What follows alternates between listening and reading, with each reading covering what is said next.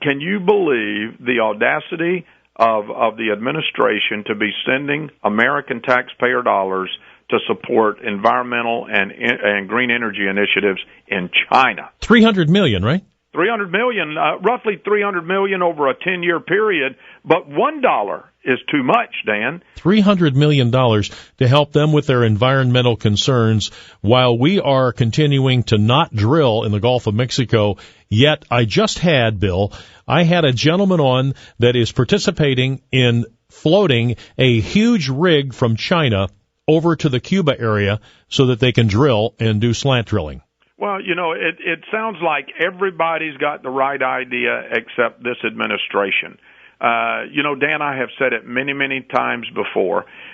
We could get America's economy moving again very, very quickly if we would simply set a national vision of American exceptionalism around a national energy policy.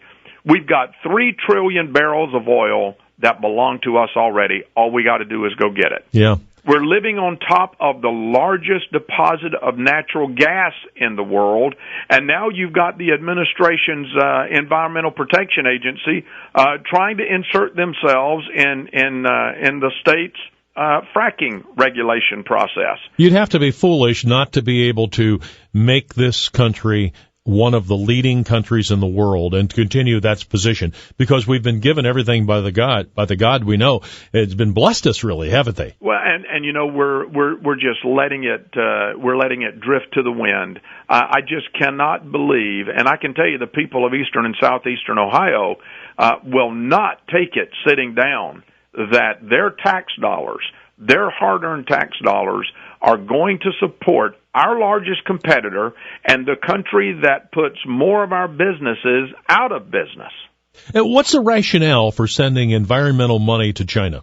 Well, I can tell you that I think, well, first of all, let me say I don't know.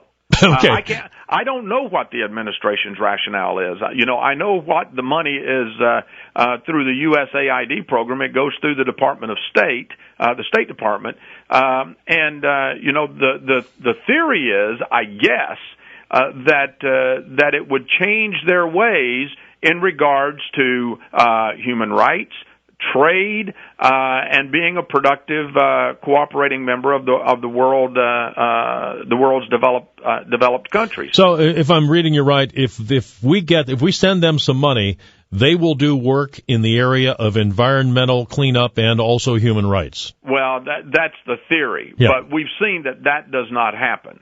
It has been proven that we have seen very, very little change in their position on human rights, but it's just staggering to me that we are creating jobs in China. This administration is instead of being willing to get the regulatory agencies off the backs of businesses and create those jobs right here at home.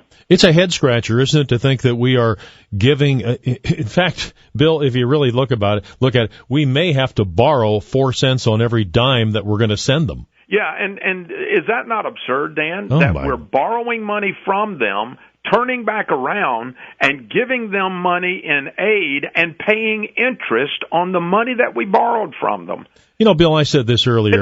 It's like a whole life insurance policy that you can't get out of. Yeah, and you think about this now. You've been in office a little more than a year, and the president has been there and up for election now. But really, the government infrastructure is always there, isn't it? All of these little programs that are out there, it would it's like taking an erector set apart. It is. It really is, and it's unfortunate that the American people are having to put up with this. They want a federal government, and they deserve a federal government that's accountable to the people. They want an effective and efficient federal government,